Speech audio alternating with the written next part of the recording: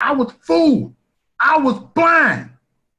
Like, man, if I could rewind the time, I would have never voted Democrat.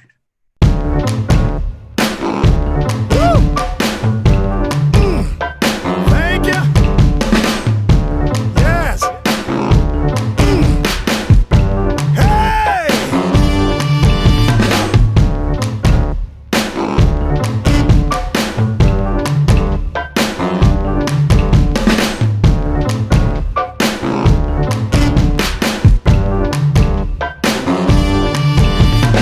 I'm so tired of this political correctness. You can't say nothing no more. You can't even speak up no more.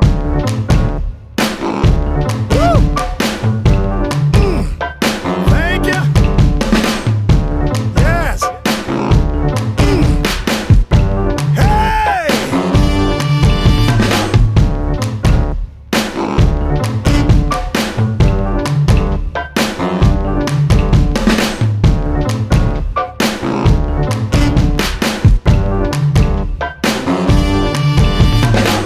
Thou shalt not kill, right? I was taught thou shalt not kill. Guess what? Abortion is murder. Abortion is murder. Thou shalt not kill.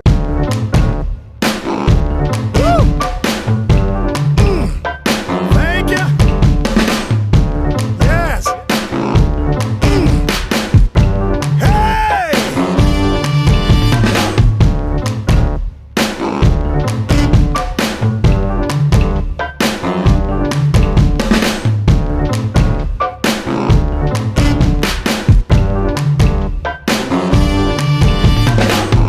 Call me a Nazi. Nazi, go home. I'm a Nazi. I'm a white supremacist. Dear Antifa, do you know that I'm not no white supremacist? Do you know Maurice Delk is a real nigga? Look at you. Thank you. Where the black people at? Yes. What? Is it a black person over here? You guys don't love black people? You guys don't know the black struggle? Stop acting like you love black people. Maurice Delk, American Patriot. Thank you so much for joining us on Out of the Gate. Thanks for having me on. I appreciate it. We are so excited to hear about you and what makes you tick as an American patriot. And you really are a patriot. Your Twitter feed is amazing. Oh, appreciate it, appreciate it. And it took me a while to understand what patriotism is. It took me until like 3 years ago to learn. I woke up, I walked away from that Democratic plantation. So I'm gonna share that with y'all. You say in your Twitter that you are taking the fight to the streets because you're from the streets. Tell me about Yes. that. Yes, I'm from the streets. Make a long story short, I'm in my late 40s, you know, I'm 46, I'll be 47 real soon. And I grew up with a hard life. And I'm not ashamed to tell everybody this, but when I was younger, I was not only a gang member, I was a gang banger. I was locked up 17 times when I was younger. And make the long story short, when I joined the gang when I was younger, the gang members was not bad people. I got more hugs from the gang members than I got from my own family. So they was more like my family. And I was a very rebellious child. So see, but by me being rebellious, I learned how the streets was. Like, not everybody in the streets are bad people. Even the gang members are not bad people. People will just get caught up in the wrong direction. You know, they get misled. And I was misled. And I've learned that. And then years ago, when I was younger, make the long story short, I threw up a gang sign. And when I threw up a gang sign at the opposition gang, the bullet was meant for me. It missed me, but it hit someone else that was an innocent guy. And that's when I left the gang. And it's like, wow, you know, and I started to see more things. I started seeing the light. My passion is to reach out to the streets, you know, and you know, everybody got different callings, but it's just the streets need us. And a lot of times I see that in the Black community, that like when I went to Inglewood, Chicago, that they only come down there when it's voting time. A lot of activists. And like people like myself don't come down there when it's voting time. I'm not going down there throwing Trump down their throat, throwing MAGA hats all over, trying to like, ooh, MAGA, MAGA, MAGA, MAGA, MAGA. No, it's not even about that. It's about conservative values. It's about the principles. That's what it is. Tell me what those are to you. To me, they are, I grew up in church. I grew up in a Baptist church, in a Pentecostal church. I grew up in a church, and I grew up that it's wrong to have sex before wedlock. It's wrong. It's wrong before all that. I grew up taught that. You know, it's not just the Bible. I read the Bible. It's nothing just my mother had taught me. It's something that the Bible taught me. It's called the Bible says so, and it's conservative values. And we against thou shalt not kill, right? I was taught thou shalt not kill. Guess what? Abortion is murder. Abortion is murder. Thou shalt not kill. So that was planted. That was a seed that was planted in me. And then if you go in the black neighborhood, 90% of them have conservative values, but they vote Democrat. And I believe a person like myself can just walk up to them like, you know what, do you have conservative values? And yes. Instead of saying, I'm a Republican, I'm this, how you feel about abortion? How you feel about a 7-year-old being a drag queen? That's not conservative values right there. You know, these people, they got this thing that they teach in California that there's 15 different genders. That's not conservative values right there.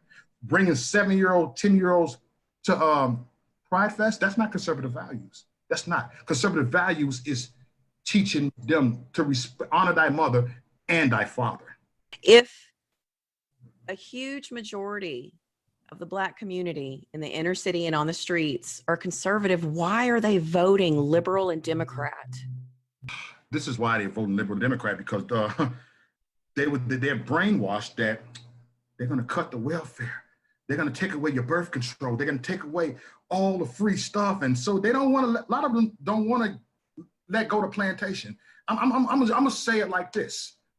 1865, when the slaves were free, the South has given up.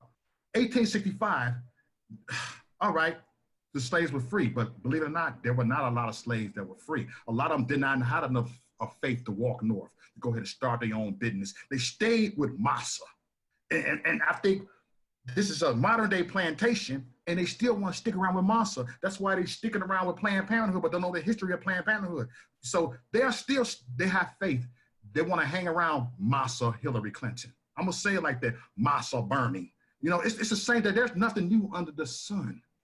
Do you believe that if the Black community knew that Margaret Sanger's desire was to completely exterminate them through abortion, that they would still go to get abortions? I believe some of them would, because I have talked to some of them and they didn't know that until I educated them. We got to educate them. That's why people like us got to educate that community right there. And they suffer from a lack of knowledge. They're very uneducated about that. And I just found this out 3 years ago about Planned Parenthood. I found that out. And so I suffer from a lack of knowledge. I'm the same guy that was on the plantation, and I walked off the plantation. And we got to let them know what's going on. We got to compare. We got to do some comparison with the 1800s, early 19s, and now. There's nothing new right here. We got to let them know Margaret Sanger was a Ku Klux Klan member, and what Hillary Clinton said about her, she glorified her, but come on now, why would you vote for her? You know, but I've talked to some pro-Black activists, pro-Black activists, and they looked at me. I don't like Trump. I don't like Hillary, but hey, Hillary's worse than Trump. Pro-Black people do tell me that Hillary is worse than Trump, even though they don't like Trump either. They said, hey, at least you're dealing with somebody that's open. This woman is scandalous. But yet, she seems embraced by the Black community, absolutely embraced by the Black community. Or is that something that the news is telling us? Are we being lied to by the media? She's not really being too much embraced by them, you know, but people, when it's time to vote, people will vote because it's Democrat.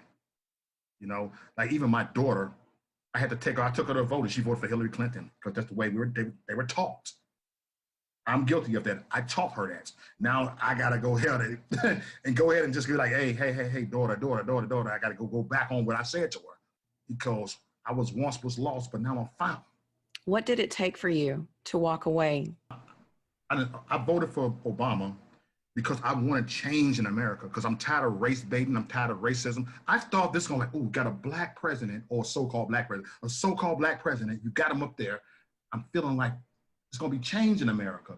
And then right after he became a president, my hometown, Chicago, Illinois, the most murders ever. It became worse. Obama did nothing for Chicago. I thought he was going to help Chicago, but he made Chicago worse. And I looked like these crooked politicians. And so I said, I promise you, I will never vote again.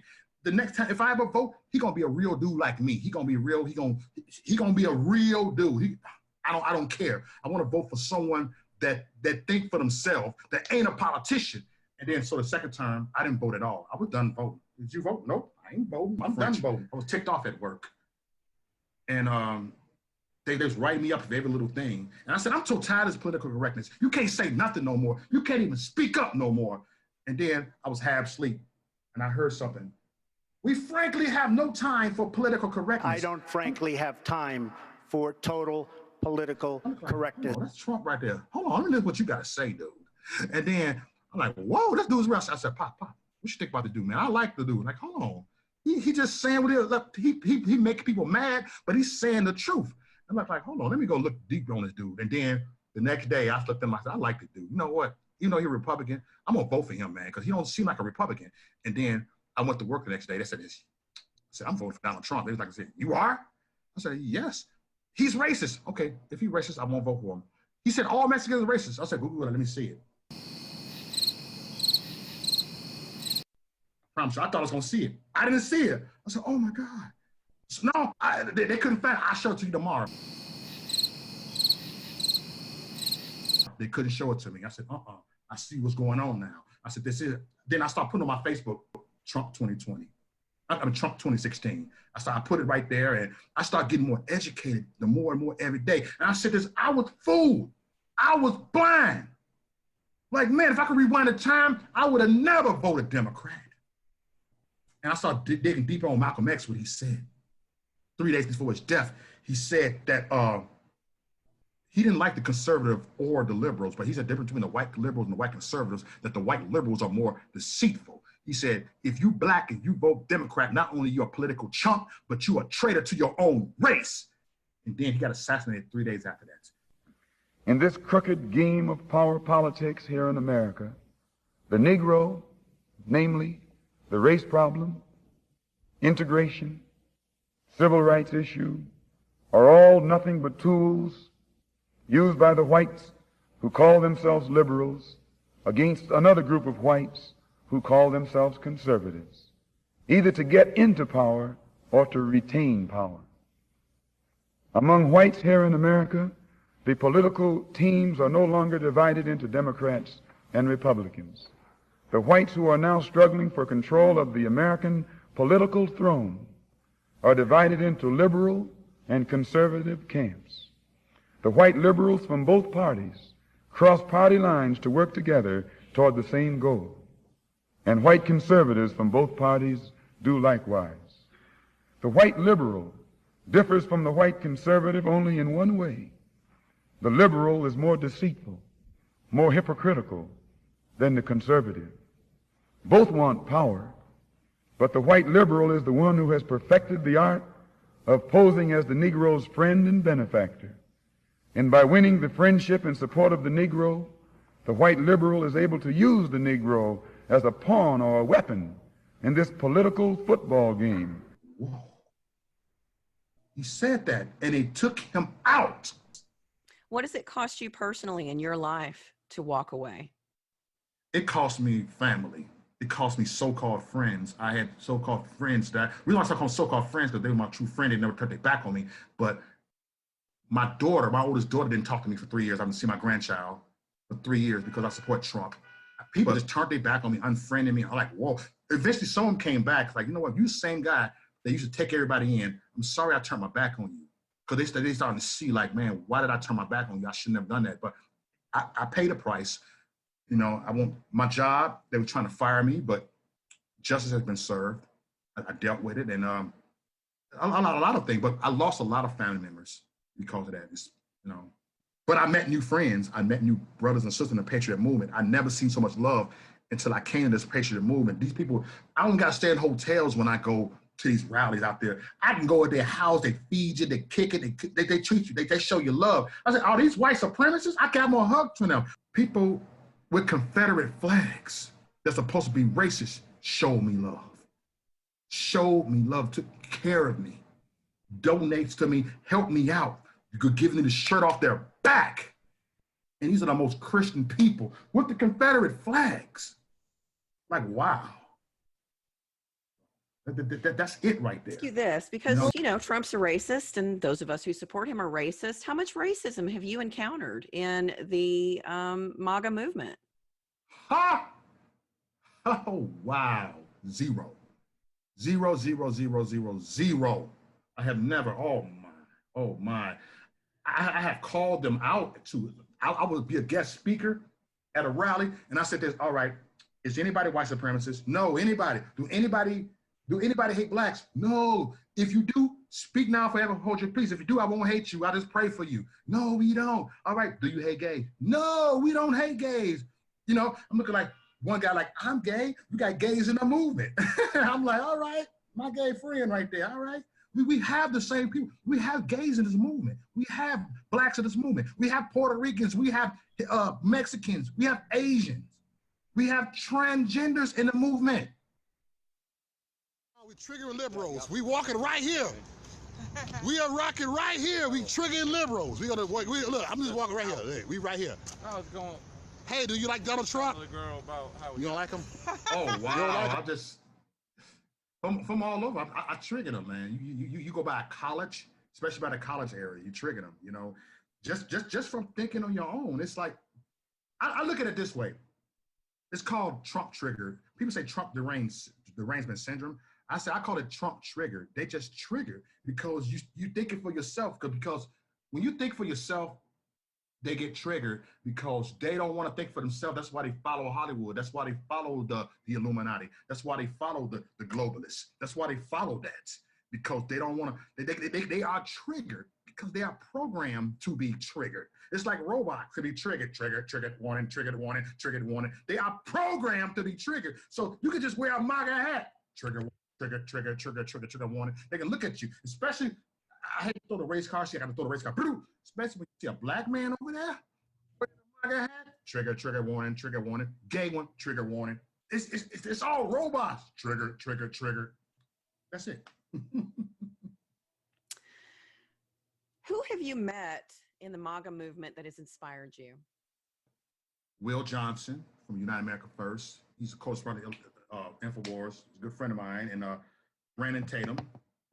He's very inspirational. And what's a lot of names? I got Gina Nims. My sister Hope Coleman. She's a strong reporter. She's in Arizona Patriot Movement. She's down there. And it's so many people, because it's like every day I meet new people and all that. I don't want to say like I'm showing favoritism, but but I'm talking about the first people. Like I started being around this movement. I'm gonna go with Will Johnson because he put in work like in Berkeley, California. I've seen him. They have assaulted him in Oakland, California. I've seen it. There's so much people to name. There's so much people to name. What I have found with the MAGA family is so much love. Yeah. Really so much love. And we don't all agree on every single point, and that's okay. That's what it's about. It's not a cult. It is to think for yourself. Yeah. It is to seek out your own conscience, your own desires, your own motives, not just for yourself, but for the next generation. I'm watching Trump's rallies. The overflow is in the thousands, which is not what the news would have us believe. Yeah. I have loved the MAGA family. I've never felt so embraced. Thank you. It's so beautiful. It's like when I go to a rally, I don't just look. I like going to a rally just to stand up for the cause, but my main thing to go to a rally is just to get the hugs from my MAGA family, the love, just you could just feel you could just feel the energy. You can just feel the love. You don't gotta be a public speaker or nothing. You can just be the people that's just there. Everyone, we all the same. We all doing our part, and it's a new family. It reminds me of it reminds me when someone asked Jesus, right? They said, Jesus, your mother and your brothers are here. He said this here. My mother and my brothers are the one who hear and obey God's message. These are my mothers. These are my brothers. Look, I look at this. These are my mothers.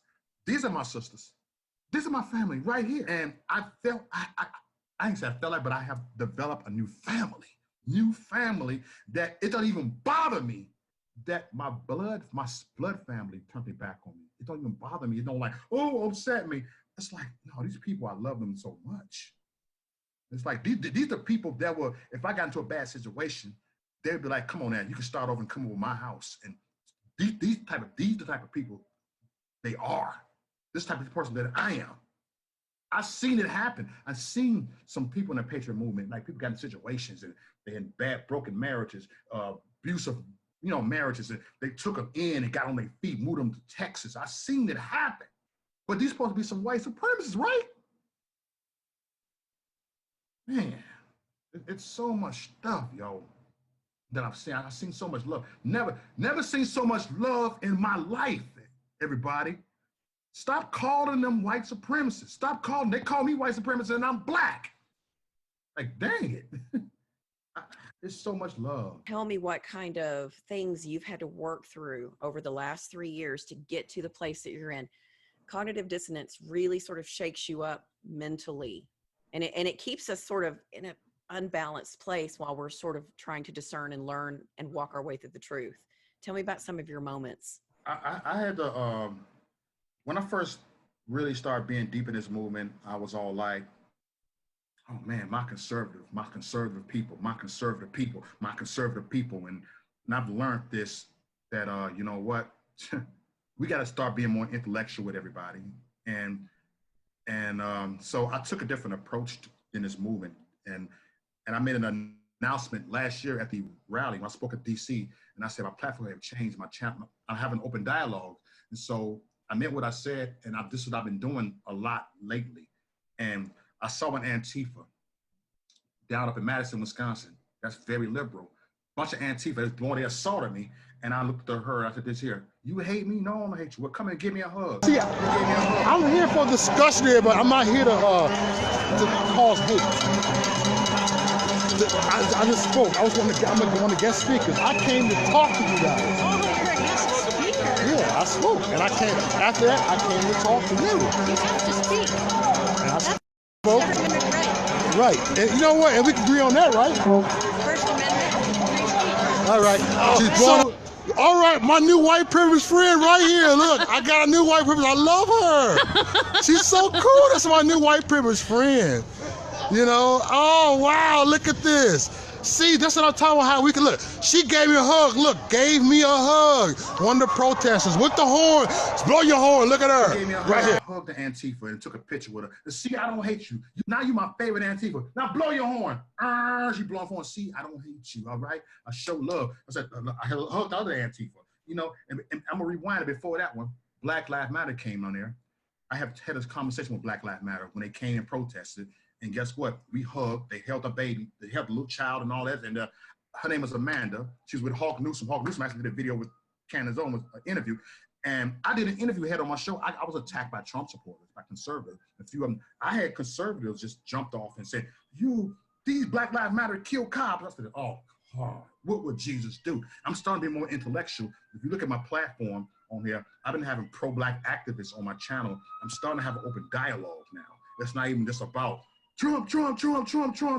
All right, we did this. Now it's time to take it to another level and get them to understand the conservative values, like I said earlier. And so my platform is being more intellectual, more open dialogue. I've been having liberals on my platform, talking to them. And I said, you know what, I disagree with you, but I see your point. And just start talking. You don't got to argue with them. Just see their point. So this guy, he was a liberal. I had him in my studio. And people were like, how you let a liberal in your house? I was like, he sat down, I made him tacos. All right, I shook his hand. He took political science. All right, brother, gave him a hug. Now let's talk about this. So how you feel about abortion? We wouldn't even argue. We just had a discussion. And after that, I shook his hand and I ended the video. This is the level that I've been taking.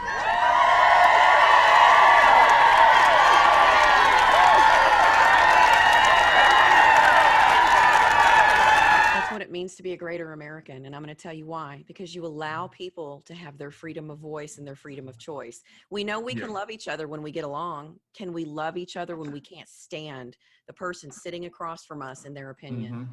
Do we love each other when they are on the complete opposite side of what we believe, what we feel, what we know? If we can rise above and have those calm discussions, facts, not feels. We need to get out of our feelings. We need to start talking about facts, but also we need to be able to reason with each other. The word talks about that too. Come, let us reason together. Yeah. what kind of example does that set for children? You know, you see these Black Lives Matters, you see this group together and they're fighting for what they believe in, and they've got this baby here. And then you've got Trump activists saying, how dare you take that picture? They killed cops. I doubt that one of those people standing there picked up a gun and shot a cop. Yeah, yeah. Come on now. We've got to take people at face value, one-on-one. Mm-hmm. And let's see if we can love them to not only walk away, but let's see if we can be the bigger Americans, the better Americans, and love them anyways, whether they walk away or not. Yeah. Isn't that what we are all about in the MAGA movement? Yes, that's what we're all about. Duh. Everybody listen. Look, learn, and listen, everybody. That's what we about. We about American values. We about free speech. Let them feel the way they feel. Let them speak how they feel. Next. Yes, and then let us come and reason together, and let's let us love them anyways. What a beautiful thing to do. Just love them anyways. Love them anyway. At some point, there are times when you've got to stand your ground and stand up. But you know, most of the time, what we have found is that when you love on people, whether they have diametrically opposing view to yours, when you love on people, when you honor them and respect them, they generally will respond back to you in the same way. Yeah. Not always, but that does happen. And I think that if we can be, like you said, more intellectually minded, let's really talk to people, let's dig and see what their thoughts are. A little bit farther. Let's talk about having thick skin, though, because we can't always be yes and amen. Sometimes we have to have that thick skin to be able to do the hard things we need to do. Talk to me about your program. Oh, thick skin only. And I remember a couple of years back, I was at work, some Bernie supporter walked up and said this here, oh, I can't believe you're a Trump supporter. You're a traitor to your own race. And then one of my coworkers said, do you want to not press charges? Do you want to get this person in trouble and stuff? I said, no. And then the store manager like to say, oh, that's because you got thick skin. That's why you're not going to. I said, no, let the person speak when they speak. I don't care about they saying this. And then, so I went to work. I went home later on that night and said, I got to figure out a new title, a new platform. Everybody got their own stuff. I said this, First thing popped in my mind, thick skin only. You got to have thick skin. Leave your feelings at home. Thick skin. You got to have thick skin to survive. You got to have thick skin to just be real. You got to have thick skin to go against Hollywood. You got to have thick skin. You got to get out your feelings. They're going to name call you. Let them name call you. I've been called every white supremacist. I get called every Uncle Tom's. So you got to have thick skin. Prepare for the name calling. You ain't got no time to get in your feelings because. You know what word? I mean, I know life and death is the power of the tongue, but I would deal with that than people shooting my kids and all that stuff. You know what I'm saying? It's just like thick skin only, y'all. Leave your feelings at home, and that's what it is. See, by me bringing out thick skin only is drawing me away from being political, intellectual. Thick skin only. It's being very intellectual. You gotta have thick skin to be intellectual. That's absolutely true. You've got to hear the other side. You've got to think about what they're saying. You've got to know who you are inside so that you can hold your stance, but also you need the information to be able to give them what they need in this give and take. You do have to have thick skin because we have been taught, I would say over the last 20 years, to be so absorbed in our feelings. Oh, that made me feel bad. This makes me feel bad. Life hurts sometimes and life is hard. Yeah. We need to get out of our feelings and really see what's going on because our feelings will betray us. How would you walk your family into the MAGA movement? If they were willing to listen, how would you walk them into it? With my actions, with my actions, you know, and they seeing it. It's just my actions, and they have not walked into the MAGA movement, none of them. But it's just with my action. With my actions, all they're gonna do is open their heart out to me. I've seen a few of them. They deleted from Facebook, but they came back to me and said, "Can I do a video with you?" A couple of them asked to do a video with me, and I did. I had them come on, let's talk. And so they started seeing, like, you know what? I disagree with a lot of stuff you say, but some of the stuff you saying be true.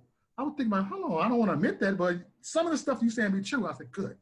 That means you are listening. That means you know me. That means you know what I'm about. That means you follow your heart instead of follow your flesh. You follow your spirit. What did your spirit tell you about me? Does your spirit tell me that I'm a bad person? Do your spirit tell me that I'm a narcissist? Do your spirit say that I'm narcissistic? Do your spirit tell you that I'm just closed-minded? I'm very open-minded. This is why I'm over here. That's why I'm over here in this MAGA movement, because I'm open-minded. Stop staying so closed-minded, and that's the only way. I might not ever get them to the MAGA movement, but I can get them to walk away. How would you encourage young thinkers to really consider embracing MAGA? Young thinkers, and I'm talking millennials. Millennials, dig in deep and see who's spreading more hate. Look and see who's spreading more violence. Look who's saying they hate people. Look who say that don't. We're not saying we hating people. They are. Just use your mind. Look, do your research. Just do your research. That's all you got to do your research. Look, learn, and listen. I'm not saying come on, just look, learn, and listen. I'm not saying, oh, I'm not trying to convince you, but look, learn, and listen. Look around you. I mean, look at that. Look who incites the violence. Yes, you might get a couple of us loud and and do this and get passionate. I do it too sometimes. But look who are the real violent people. Look around you. That's all. You gotta let them know. Look what's around them. So, what does Trump mean to you? Trump, man, American pride. It's about proud to be an American. It's proud to be an American, proud to be a patriot. Trump has taught me how to be a patriot. I didn't understand the word patriotism meant until Trump became in office. You see, he's passionate about patriots. He loves our troops. He just loves our country. That's what he means to me. A man that loves his country. A man after God's own heart. Despite his language at times that he said, I'll bomb the S out of him, all this, whatever he said. But God put him in the office for a reason. He's a man after God's own heart, like David. That's why God chose certain people. And trust the plan. Trump is the plan. Without Trump, what do you see happening in America? You want me to be honest? The one world government. I feel that eventually it's going to come, I believe, but God brought Trump in here to slow it down, I believe it's going to happen. Eventually, we're gonna all be like an underground railroad. We're gonna, for real, people are gonna lose their lives. People are gonna lose their minds, and we gotta prepare for it. And that's what I see without Trump. What's gonna happen is the one world government. It's eventually gonna happen. God is to get us prepared. I believe there's been a reprieve of judgment on our nation. Mm-hmm. I do. I'm excited about Trump's return in 2020 because we're bringing him back. Yes, we are. By a landslide. What kind of America do you see when Trump wins again in 2020? I see our country being restored. I see more lies being exposed. Mo, we know that we're making America great again. How do we keep America great? All right. This is how we keep America great. We gotta stick by each other's side by side. The good outweighs the bad. We gotta learn the good. We gotta see the good in everybody, because we gotta have faith, and we just gotta have faith. We basically gotta have faith. We gotta overlook people's flaws and still go for the cause. Overlook each other's flaws and fight for the cause. It's right there.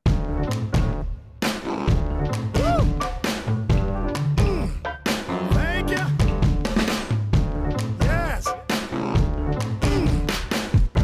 Hey!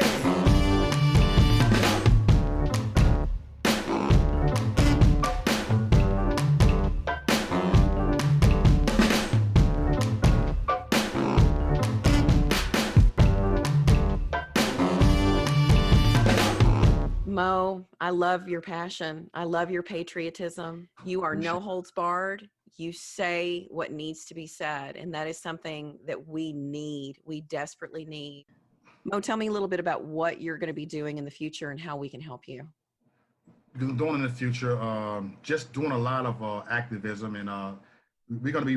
I'm gonna be reaching out to the inner cities. Gonna hit up Baltimore, Chicago. I got microphones. I'm gonna be hitting out the ghettos, just talking to people about conservative values. It's gonna be hitting up the street. We got some things coming up, and next month I will be at the American First Rally. It's gonna be hosted by Deion Alexander. It's gonna be a huge event. It's gonna be mostly, I think, Black conservatives gonna be there. You got Brandon Tatum. You got Turning Point going to be there, and wow, you got Uber Guy. You got a lot of YouTube personalities. You got myself going to be there. Lucretia Hughes is going to be there, and it's going to be it's going to be a huge event, you know. Grassroots is going to be very mixed in Washington, D.C., right by the White House. It's going to be an all-day event, and we're about to make history September 28th. And so I will be doing live coverage over there, and y'all don't want to miss this.